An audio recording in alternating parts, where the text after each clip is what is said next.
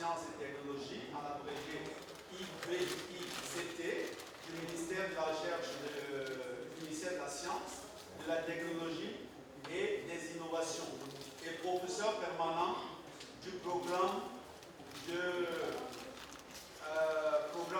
en sciences, programme master doctorat en sciences de l'information. Il est historien de formation et a obtenu un doctorat interdisciplinaire en mémoire sociale, au cours duquel il a effectué un stage à l'école des hautes études en sciences sociales de Nantes. Il est boursier de productivité du Conseil national du développement scientifique et technologique. Et il dirige le laboratoire en réseau des humanités numériques.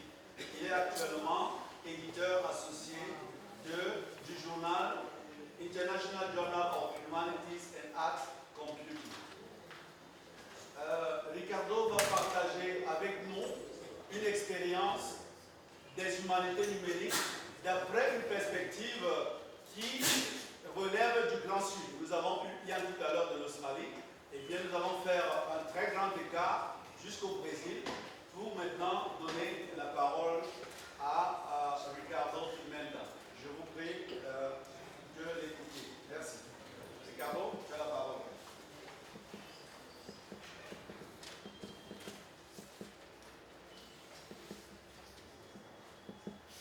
Tu m'entends?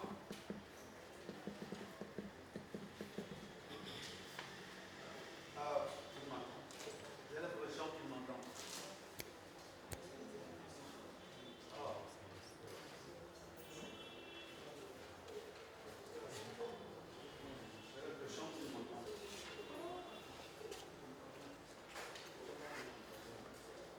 Je crois que ton micro est coupé.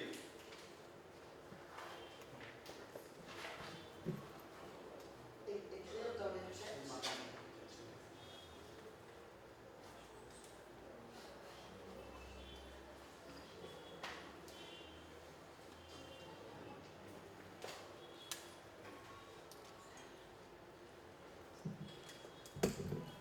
Tu m'entends? Oui, bien sûr. D'accord, on va essayer ainsi. On était sur le grand haut-parleur, on va prendre le petit. Donc, je vous prie d'être attentif. Tu as la parole. Je t'ai présenté, tu n'as pas écouté, mais tu n'as pas besoin d'écouter ta présentation. Je te présente. Voilà. Donc, oui. Voilà, nous t'écoutons maintenant.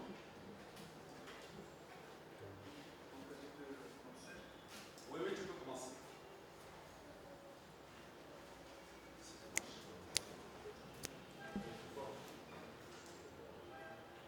Je vais essayer de mettre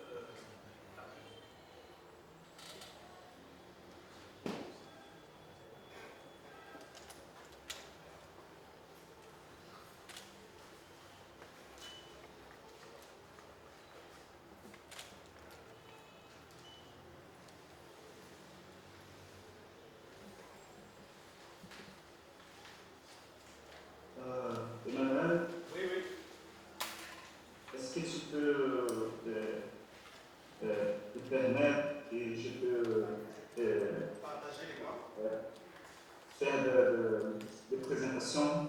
Oui, essaye encore. Essaye, Ah, j'étais oui.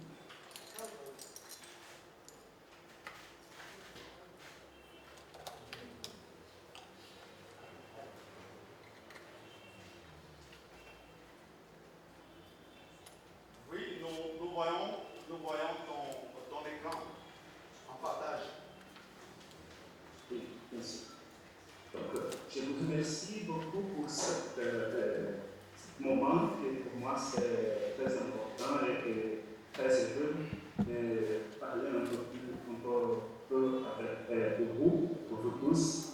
Donc, ma parole qui tient comme titre les humanités numériques du Sud, un portrait brésilien des défis transextrémiques en cours. Je vais commencer avec une petite question. Donc, qu'est-ce que cela signifie d'affaire des humanités numériques dans le Sud global. Donc, ça signifie peupler de nouvelles perspectives, incluant les perspectives critiques, les domaines culturels, épistémologiques et technologiques diffusés par les GAFAM. Les GAFAM est l'acronyme de Google, Apple, Facebook, Amazon et Microsoft. Donc, cette action-là ne peut être viable uniquement grâce au talent du chercheur ou aux moyens matériels de son laboratoire. De là où nous sommes, ces choses isolées ne disent absolument rien. Au Brésil, dans le Sud global, il est nécessaire de se concentrer sur la condition d'instabilité de nombreux facteurs qui s'exercent sur le travail scientifique.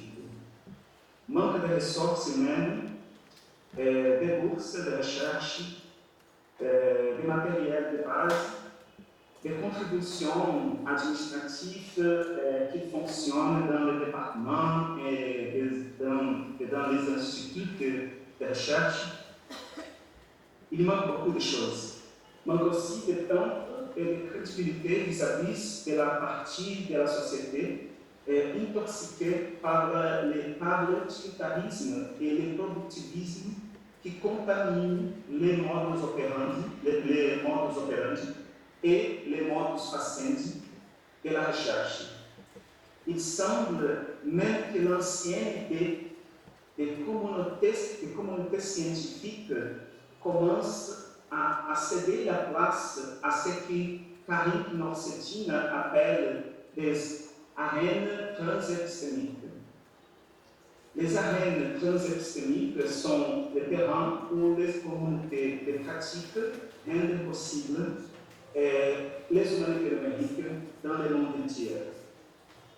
Ce sont des espaces de laboratoire où les scientifiques et les non-scientifiques, les concepts de nature technique et non technique, les agences de financement, les entreprises, les gouvernements, les mouvements sociaux et les ONG ont un impact sur la production de connaissances. Au Brésil, ces arènes semblent apporter plus Recording in progress. Okay. Au Brésil, ces arènes semblent apporter plus d'explications et de questionnements à cette idée monochrome des champs scientifiques de Pierre Bourdieu semble nous offrir aujourd'hui.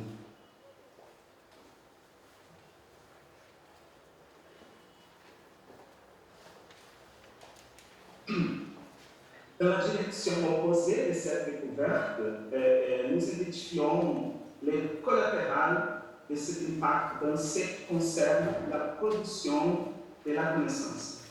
L'accumulation continue et actuelle des moyens et des modes de production de l'information et des connaissances scientifiques.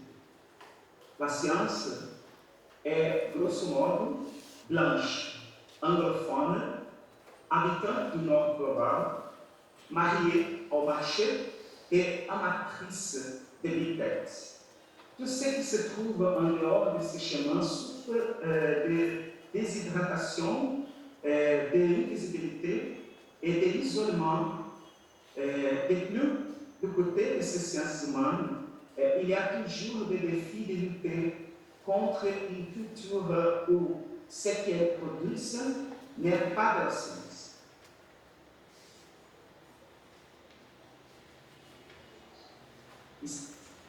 Je vais mettre un petit allégorie pour expliquer et faire quelques provocations. Donc, ça c'est sur le point de Baudelaire qui s'appelle Les Albatros. La décision de l'Albatros de Baudelaire et la crise de la légitimité des sciences humaines, ou, comme je peux dire meilleur, des humanités. Pardon. Donc, comme dans l'Albatros de Baudelaire, les méprises et l'incrédulité avec lesquelles les marins traitent les pauvres oiseaux capturés sur le bateau sont les mêmes que ceux avec lesquels beaucoup voient les rôles des sciences humaines et sociales aujourd'hui. Les grandes ailes de l'albatros et des humanités apparaissent comme un poids ou un obstacle à sa marche sur le solide sol du balcon. Apparaissent comme un poids ou un type d'obstacle à sa marche sur le solide sol du balcon du bateau. Rappelons-nous que c'est le pont qui fait partie du bateau, un objet technique est une représentation de la technologie appliquée et exploitée pour l'extractivisme, le marché, le travail. Les bateaux qui prennent de la pêche, c'est tout ça. Donc, la société qui nous demande des connaissances de la production de l'information et la production de connaissances scientifiques, ils ont quelques semblages sur ce type d'allégorie que j'essaie de faire. C'est en ce sens que je propose d'associer l'albatros de Baudelaire à ce que l'on peut identifier comme une crise contemporaine de légitimité des sciences, de la science circonscrite dans les humanités. En partant de l'image de l'oiseau imposant et discrédité, nous pourrions peut-être utiliser cette allégorie pour mieux comprendre, au travers de sa phénoménologie de la chute,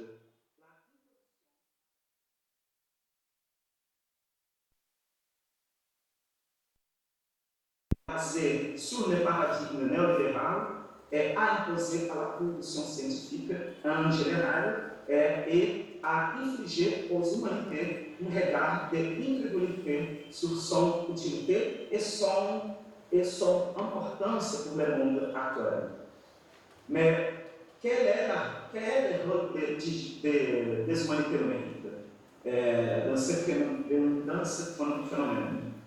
Restructurer épistémologiquement et méthodologiquement les domaines de recherche des sciences humaines, qui face à la numérisation de la vie et évidemment des phénomènes sociaux qui la remplissent, exigent de nouvelles stratégies et ressources de la part de ceux qui tentent de l'expliquer. Peut-être, à la lumière du poème de Baudelaire, s'agit-il de quelque chose comme une ressource capable de permettre au pont du navire de ne plus rester un lieu de dépassement et de limitation, mais même de le rendre capable de reprendre son vol en toute sécurité. Après tout, dans cette numérisation de la vie, il est possible d'identifier l'impact des nouveaux médias électroniques dans la vie quotidienne, de nombreux champs d'action et de réflexion des humains. Pour Oya Gerger, le domaine des humanités numériques est interprété à travers de trois optiques. Les médias numériques en tant que facilitateurs de la communication scientifique, les médias numériques en tant que plateforme d'expression créative et des activités artistiques, et les médias numériques en tant que contexte pour les études critiques de la culture numérique.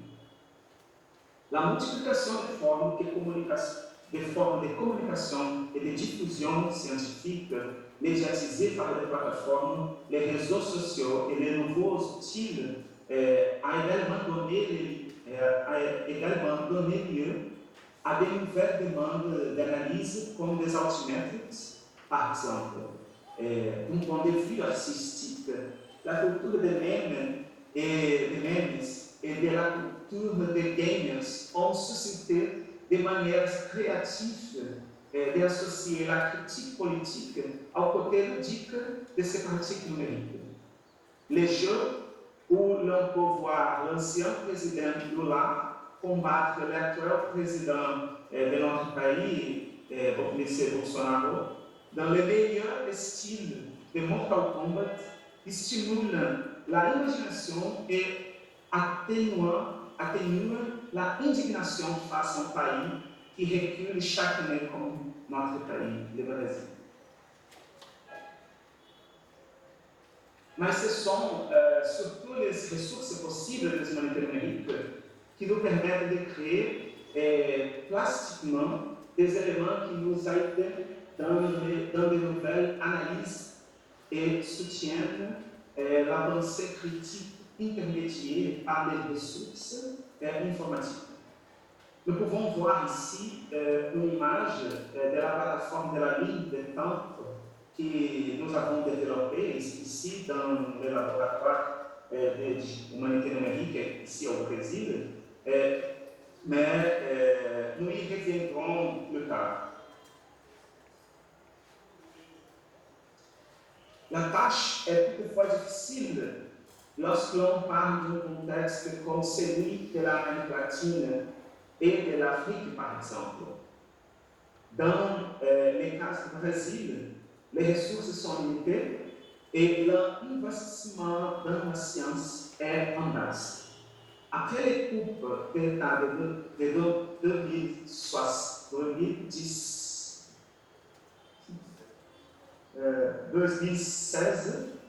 c'est ça? Ah, merci.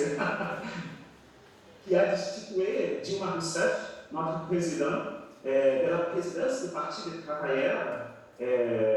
Nous avons assisté à une chute vertigineuse des investissements dans les sciences et les technologies. De près de 14 milliards de reais destinés à la science et technologie, nous sommes tombés à un peu moins de 5 milliards de reais ces dernières années. Le démantèlement des installations et le peu d'offres d'emploi pour la recherche ont porté en lourde coupe à la construction de la connaissance scientifique brésilienne. Un doctorant, par exemple, aujourd'hui encore, en mars de 2022, gagne l'équivalent de 393 euros par mois. Il lui est interdit de travailler formellement dans toute autre position.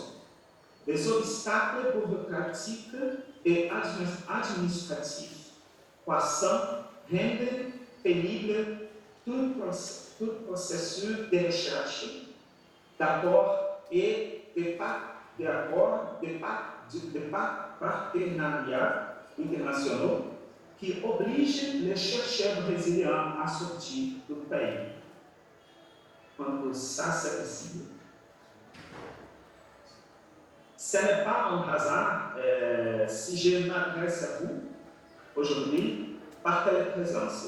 Le cœur brisé avec le billet d'avion déjà acheté en raison des difficultés administratives, car il y a récemment des changements dans la bureaucratie dans le ministère que je travaille, le ministère des Sciences et Technologies. Il n'y a pas été possible d'être libéré en temps opportun pour mon départ à Yaoundé. J'espère pouvoir compenser cela le plus tôt possible parce que mon désir de collaborer et de connaître le Cameroun et de plus près tout ce que vous faites dans le domaine des humanités numériques est très grand. En tout cas, nous disposons encore de certaines ressources qui sont devenues populaires en raison de la pandémie do Covid, comme des plateformes de streaming et de vidéoconférences. Mais le fait, c'est que les barrières économiques et technopolitiques sont encore courantes dans des pays comme le Brésil. Donc, je suis vraiment désolé Et c'est 20% qui est dans l'issue globale. La corrélation entre les ressources et les possibilités se présente comme un champ de réflexion critique et de débat nécessaire. Les possibilités qui nous offrent les solutions en médiation numérique nécessitent de nous séduire, même si les ressources matérielles et infrastructurelles nécessaires ne nous sont pas garanties. Il y a certainement une confusion entre la relation qui se construit entre les deux perspectives de matérialité et d'immatérialité. Un élément signalé par William Flusser dans Petite philosophie du design de 2007, mais certainement récupéré d'une conférence publiée vers 1980,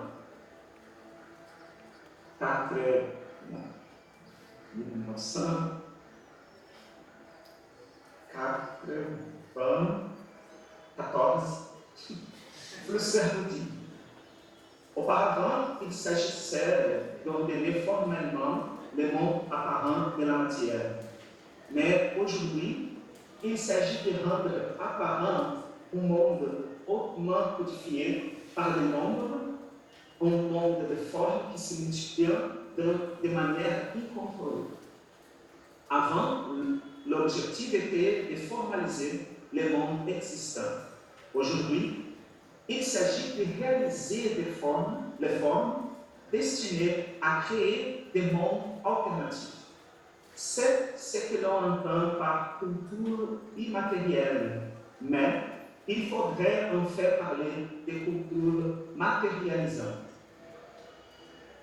Pour produire des recherches, des solutions pour l'analyse des sources numériques aux caractéristiques de plus en plus diverses. Des produits numériques tels que des plateformes et des outils ou des stratégies qui développent des visualisations de données pour la recherche humaniste répondent à une exigence esthétique, visuelle, de l'intelligibilité qui ne devient viable seulement si la matérialité des structures respectives est réelle. Et c'est à ce stade qu'il devient nécessaire de comprendre l'impact culturel des grandes entreprises informationnelles et de leurs plateformes socio-numériques sur la société civile et ses institutions. Les acronymes d'AFAM, comme je l'avais dit déjà, Google, Apple, Facebook, Amazon, Microsoft, a extrapolé les champs de la vie sociale ordinaire et est devenu dominant pour la viabilité politique. Des politiques qui sont éducatives, de la communication, de la diffusion scientifique. Elle s'est intégrée dans les pratiques scientifiques et même comme structure responsable de leur développement et de leur gestion. Dans le cas des instituts de recherche et d'enseignement, elle a étudié de manière pragmatique leur propre fonctionnement. Il devient ainsi un oligopole informationnel où la connaissance scientifique prend racine et où les multiples visages de la politique de l'État sont saisis par ce qu'entend Maître Beauvoir appelle de la gouvernementalité algorithmique. En d'autres termes, alors que la subjectivation agit comme une pratique de autogouvernement ou comme une partie d'une technologie de soi, la condition algorithmique de cette gouvernementalité concerne l'objectivité matérielle, technique et informatique qui se superpose désormais aux espaces et au flux de la subjectivation mettant en captivité les individus, les communautés et même les institutions. C'est la démonstration claire de l'appareil de capture dans son dimensionnement infocommunicationnel, planétaire et multilingue. Même si nous nous voyons capturés par cette grande superstructure informationnelle, ratifiée et transnationale, il y a dans la singularité de la pensée humaniste, critique et périphérique, un certain pouvoir de hacking, de matérialité, de technique, en dépit de ce qui est construit par ces oligopoles de la connaissance. Gardons en perspective ces 5 aspects soulignés par Domenico Fioramonti et Paolo Sor. 1. La infrastructure, câbles, satellites, etc. 2. Les points d'échange des centres de données. 3. Les administrateurs et les fournisseurs de connexion. 4. Les applications, les outils, les services logiciels propriétaires. Et 5. Les institutions et les gouvernements. Donc, le premier se montre dans ma opinion, se montre distinct en ce qui concerne l'interférence directe des agents sociaux et de leurs pratiques, puisqu'ils représentent ce que nous avons comme matérialité la plus profonde et la plus concrète de tout ce qui se permet à notre culture numérique, de circuler à l'échelle planétaire. Le deuxième et le troisième point sont sujets à des changements et à des arrangements car la société civile fait pression sur les représentants du 5e rang des institutions de gouvernement. Nous allons traiter les 4e points. Celle-ci que les actions des humanités numériques peuvent et doivent opérer un premier changement significatif à condition qu'à mon avis, elles puissent suivre certaines des prémices du manifeste des humanités numériques de 2011 que nous avons mis en évidence dans son contenu intégral. 1. Nous devons penser sur la communauté de pratiques solidaires et ouvertes et les livres d'accès. 2. Penser aussi sur la communauté multilingue et multidisciplinaire. 3. Faire des appels pour l'accès libre aux données et aux métadonnées. Celles-ci doivent être documentées et être aussi interopérables. 4. Nous devons aussi être favorables à la diffusion, à la circulation et au libre enrichissement des méthodes, du code, des formats et des résultats de la recherche. Et 5. Nous devons aussi nous engager dans l'éducation des compétences collectives, s'appuyant sur le vocabulaire commun. Et 6. Lutter, faire de travail pour la construction de cyber-infrastructures